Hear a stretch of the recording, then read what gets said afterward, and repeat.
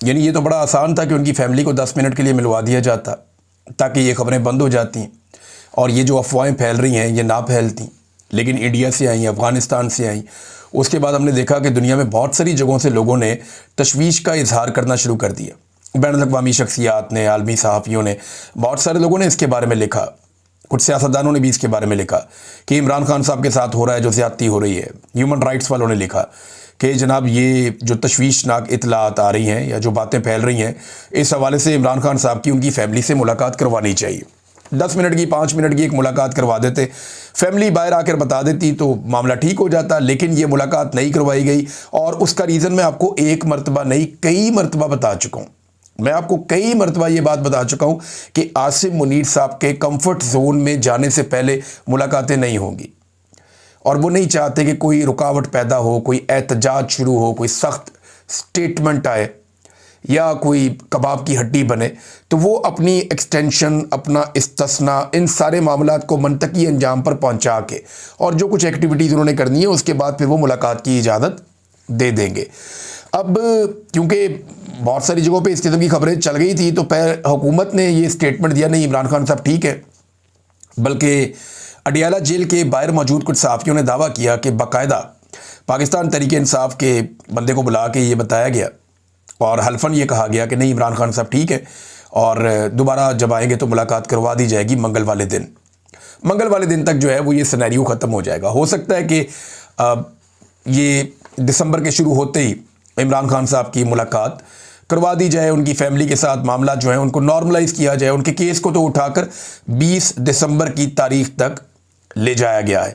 चले उसके ऊपर हम बात करते हैं। लेकिन अडियाला के बाहर एक धरना चल रहा था सोहेल अफरीदी का, लगभग 50 के करीब लोग थे, उनके साथ मीडिया के लोग ज़्यादा थे, उनके अपने लोग कम थे। सोहेल अफरीदी 8वीं दफ़ा जेल में इमरान खान साहब से मुलाकात करने के लिए पहुँचे और बड़ी शराफत के साथ 8वीं मरतबा वो गए। उन्होंने वहाँ पर जाकर दोबारा कहा जी मेरी मुलाकात करवाएं और जेल इंतज़ामिया ने मुलाकात करवाने से इनकार कर दिया। वो वहीं पर धरना देकर बैठ गए अपने साथियों के हमरा और फिर वो सारी रात वहाँ पे बैठे रहे। अब जब मैं ये वीडियो रिकॉर्ड कर रहा हूँ ये सुबह का वक्त है और अभी तक वो वहीं बैठे हुए हैं। इसके बाद ये बताया जा रहा है कि यहाँ से सोहेल अफरीदी साहब उठेंगे और चले जाएंगे इस्लामाबाद हाई कोर्ट। ये जो धरना था इसके अंदर एक तो लोगों की तादाद बहुत कम थी, बहुत ही कम थी। अगर तो धरना करना था तो 2-4 हज़ार बंदा साथ होना चाहिए था वज़ीर आला के। थोड़े दिन पहले जब इमरान खान साहब की बहनें बैठी थी तो इससे ज़्यादा बड़ी तादाद में लोग उनके साथ बैठे हुए थे यहाँ पे। तो एक वज़ीर आला के साथ जो है वो शायर निशान किस्म का होना चाहिए था। सैकड़ों लोग कम से कम होते या 2-4 हज़ार बंदा होता जो उनके साथ बैठता वहाँ पे धरने में। लेकिन ये 50 के करीब लोग थे और मीडिया वालों को आप सबको साथ मिला लें तो ये 70-80 लोगों का एक जमघट्टा था जो वहाँ पे बैठा हुआ था और डिप्टी सुपरिटेंडेंट ऑफ जेल के लेवल का बंदा इनको डील कर रहा था। कोई सीनियर लेवल पे इन लोगों को डील भी नहीं किया गया। तो ये बड़ी अजीबोगरीब सूरत हाल मैंने देखी अडियाला जेल के बाहर। देखिए मैं आपको एक बात बताता हूँ कि थोड़ी तल्ख बात होगी, आपको हो सकता है बुरी लगे, लेकिन जो बात ठीक है वो ठीक है। मोमेंटम जो बनना चाहिए था इमरान खान साहब को जेल से बाहर लाने के लिए वो अभी तक नहीं बना। वज़ीर आला तब्दील करने के बावजूद नहीं बना। कुछ एक्टिविटीज़ सोहेल अफरीदी ने की हैं लेकिन वो एक्टिविटीज़ अभी तक उसी तरह जैसे नॉर्मल पॉलिटिकल एक्टिविटीज़ होती हैं, आउट ऑफ द बॉक्स जाके कुछ बहुत लंबे लंबे छिक्के मारना या निकल के अपनी क्रीज से बाहर खेलना, इस तरह का कोई काम अभी तक सोहेल अफरीदी ने नहीं कहा। वो इंतहाई मोहतात हैं। इमरान खान साहब ने अपने पुराने खिलाड़ियों पर अदम एतमाद करके एक नए खिलाड़ी को मैदान में उतारा था। तो इमरान खान साहब ये चाह रहे थे ना, नया खून आएगा, नए लोग आएंगे, नौजवानों को मुतहर्रिक किया जाएगा और तहरीक के अंदर जान पड़ जाएगी। लेकिन क्या कुछ नई चीज़ें हुई तो अभी तक हमें ग्राउंड के ऊपर वो दिखाई नहीं दे रही। यानी कॉलेजेस में जाके स्टूडेंट से मुलाकातें करना या कोई कन्वेंशन कर लेना या कोई प्रोग्राम्स कर लेना, ये सारे वो काम है जो एक वज़ीर भी कर सकता था। ये वज़ीर आला बनने से पहले भी सोहेल अफरीदी साहब ये सारे काम कर सकते थे। तो उन्हें इमरान खान साहब की तवक्कुआत पे पूरा उतरने के लिए थोड़ा सा ज़्यादा एफर्ट करना थी। लेकिन आसिम मुनीर साहब का जो ऐसा टाइम था, जो उनका नाजुक टाइम था, वो अब निकल गया। नवंबर का महीना निकल गया, वो नाजुक वक्त अब गुजर गया। मेरे ख्याल में अगले हफ्ते मुलाकात करवा दी जाएगी और अगर जोर ज़्यादा लगाया गया तो हो सकता है जल्दी करवा दी जाए या एक आधे हफ्ते के अंदर, 2 हफ्ते के अंदर इमरान खान साहब की मुलाकातें कंफर्ट लेवल मिलते ही वो खोल दी जाएंगी। सोहेल अफरीदी साहब क्या कर रहे हैं इस बीच में, अब वो अपनी सीनियर क़यादत की जानिब देख रहे हैं।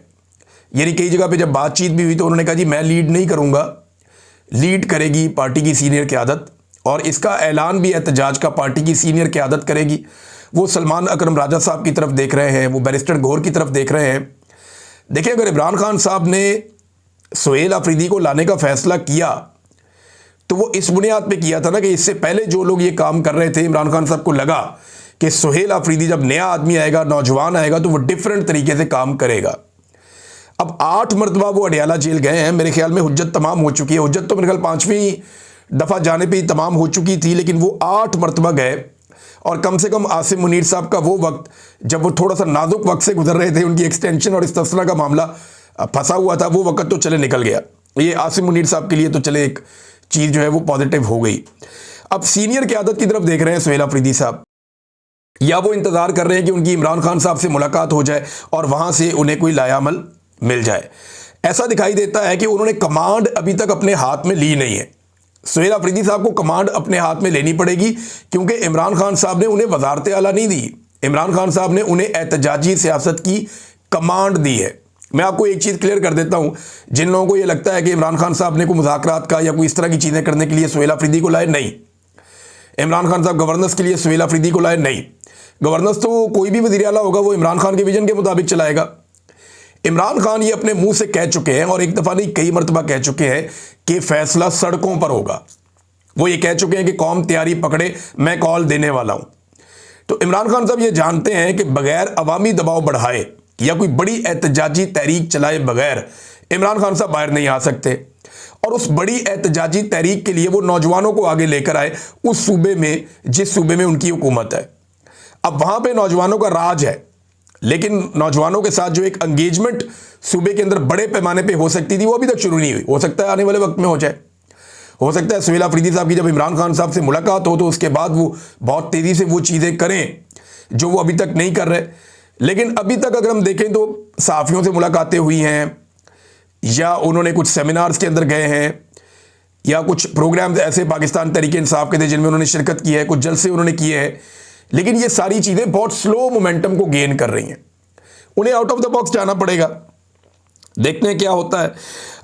मुझे ऐसा लगता है कि इमरान खान साहब की जो है वो मुलाकात करवा दी जाएगी। इमरान खान साहब ने एक स्टेटमेंट पहले ही दे रखा है, ये स्टेटमेंट मैं आपके सामने दोहरा देता हूँ। इमरान खान साहब ने कहा था कि अगर मुझे जेल में कुछ हुआ तो जिम्मेदार आसिम मुनीर होगा, अगर मेरी बीवी को जेल में कुछ हुआ तो जिम्मेदार आसिम मुनीर होगा। ये इमरान खान साहब ने बार बार स्टेटमेंट दिया है, और पाकिस्तान तहरीक इंसाफ के लोग ये वाला स्टेटमेंट बार बार पब्लिक कर रहे हैं और बता रहे हैं कि जनाब ये इमरान खान साहब कह चुके हैं, लिहाजा अगर उनकी सेहत को कुछ होता है, कोई प्रॉब्लम होता है। 845 दिन हो गए इमरान खान साहब को जेल के अंदर बैठे हुए।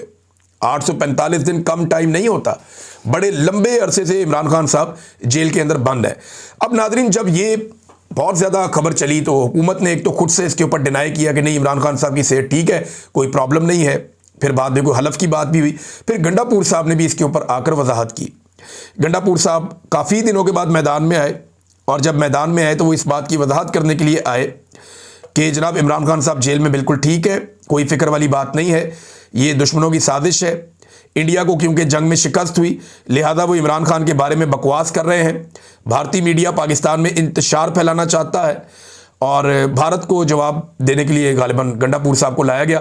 उन्होंने आकर यहाँ पे एक थोड़ी बेचैनी फैली हुई थी, गंडापुर साहब ने इसको कंट्रोल करने के लिए अपनी खिदमत पेश की, और उन्होंने बताया जी कि इमरान खान साहब जेल में बिल्कुल ठीक है, उनको ये इतला मिल गई है। गंडापुर साहब के अपने सोर्सेज हैं, उन्हें यकीन दिलाया गया होगा कि इमरान खान साहब ठीक हैं, आप इस बारे में फ़िक्र ना करें।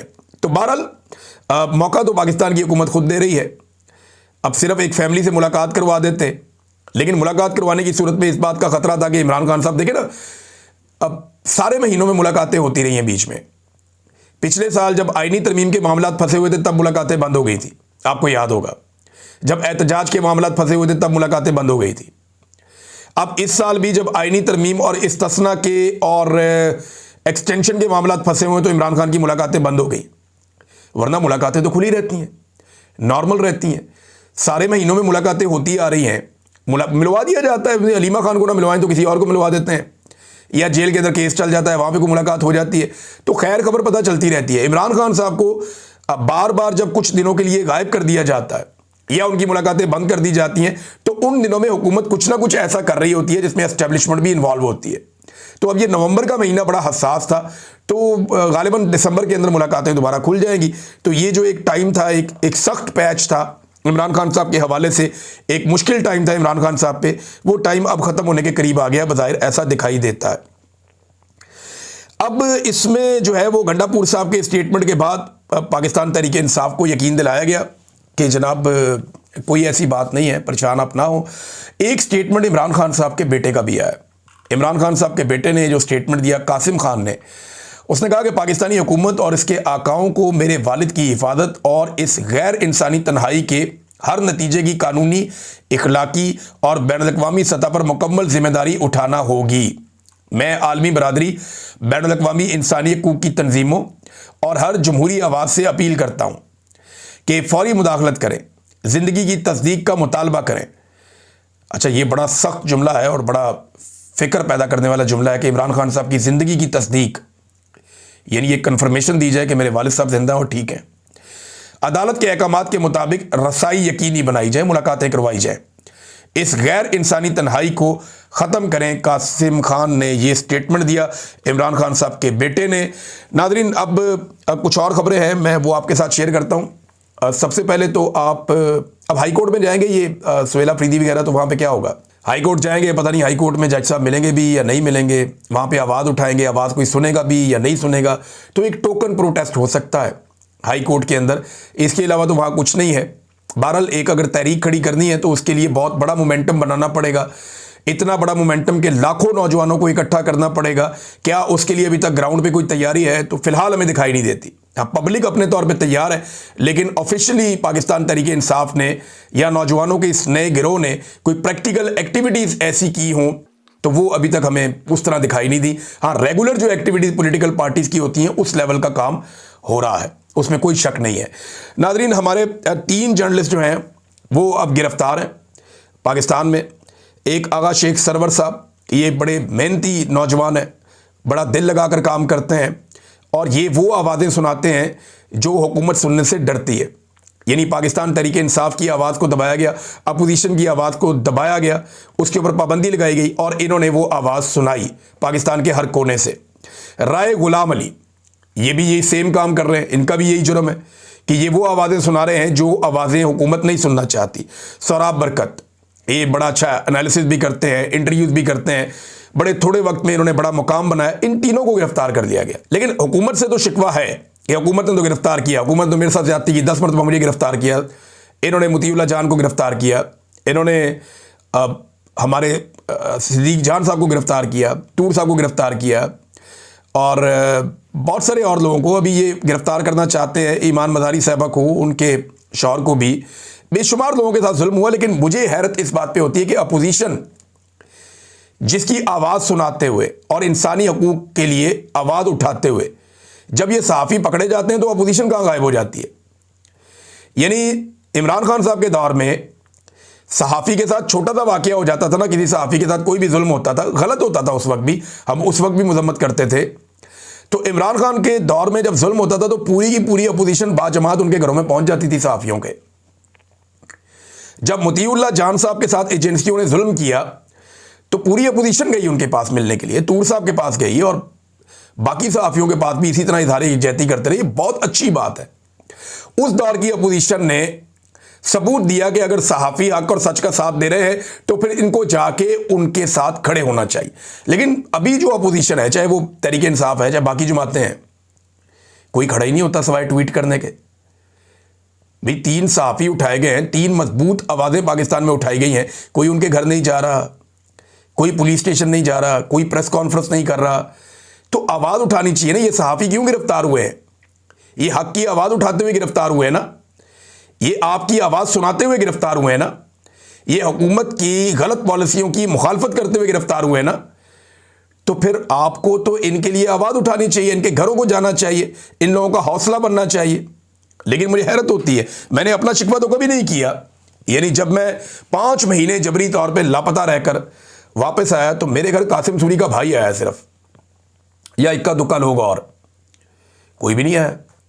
हाँ, सराजुल हक साहब, मौलाना सराजुल हक साहब जो हैं, जो जमात इस्लामी के अमीर थे उस वक्त, वो मेरे घर आए थे।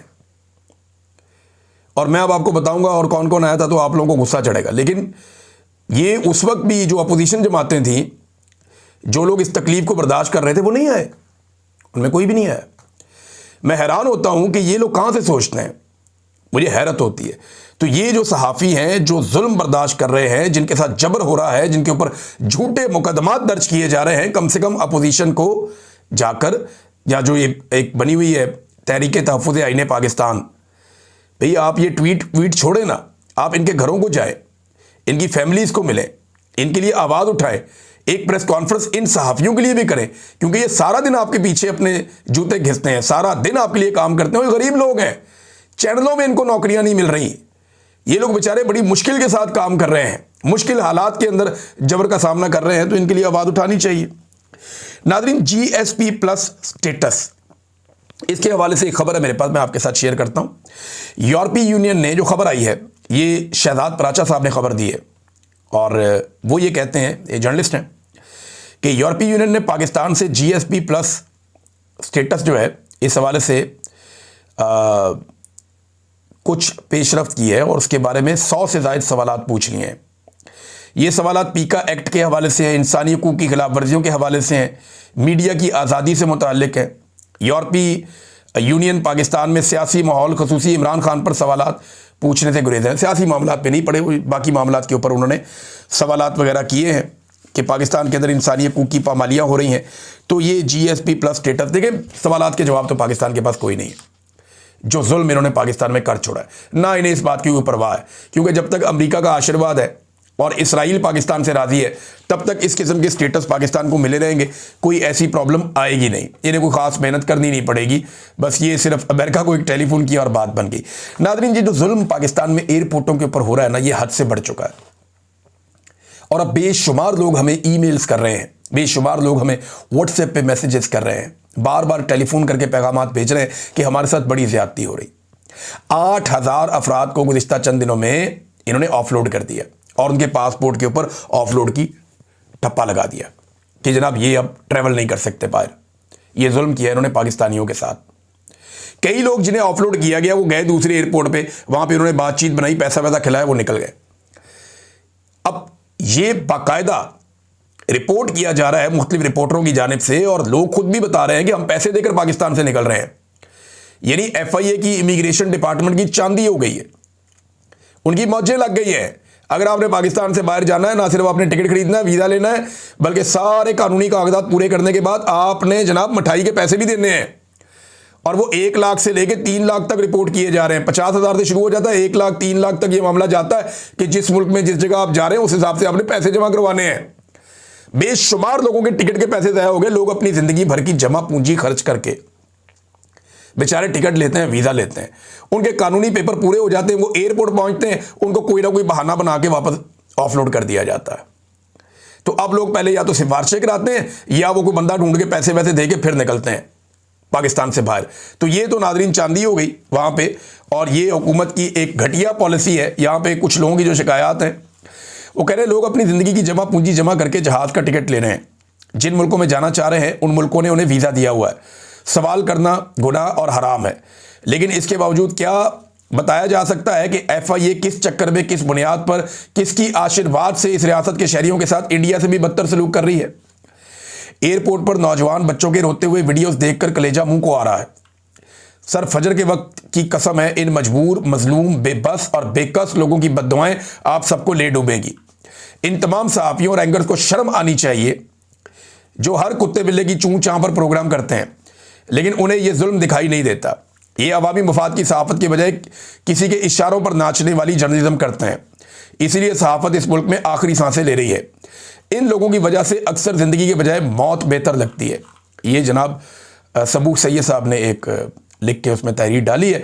अब एक और जनाब दुबई में मुकीम है नदीम सफदर साहब, वो ये बता रहे हैं आजकल पाकिस्तान के एयरपोर्ट पर मुसाफिरों को बिला जवाब ऑफलोड करके उनसे नारवा सलूक रखा जा रहा है और खूब नोट छापे जा रहे हैं।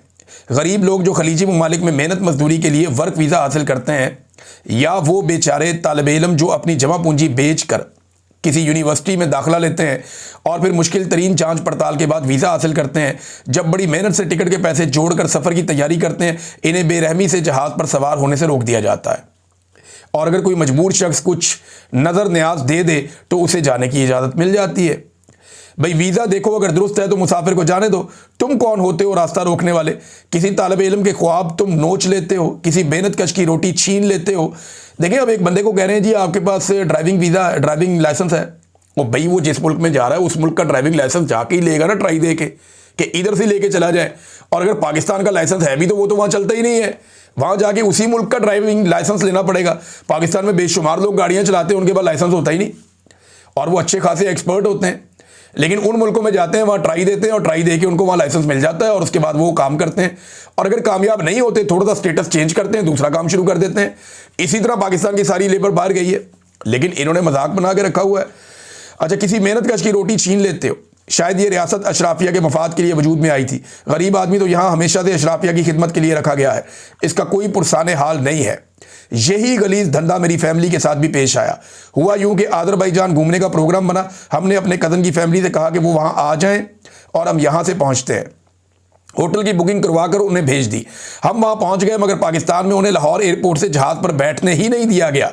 वीज़ा और होटल बुकिंग देखने के बाद उनसे पूछा गया कि कैश कितना है। उन्होंने कहा कि कोई कैश नहीं है। जवाब मिला कि कम से कम $1500 होना ज़रूरी है। आजकल प्लास्टिक मनी का दौर है, वो कहाँ बेचारे लोग कैश लेकर फिरें। पूरी दुनिया के अंदर हम घूमते हैं, यानी ये यूरोप के पूरे मुल्कों के अंदर कहीं पे कोई नहीं पूछता।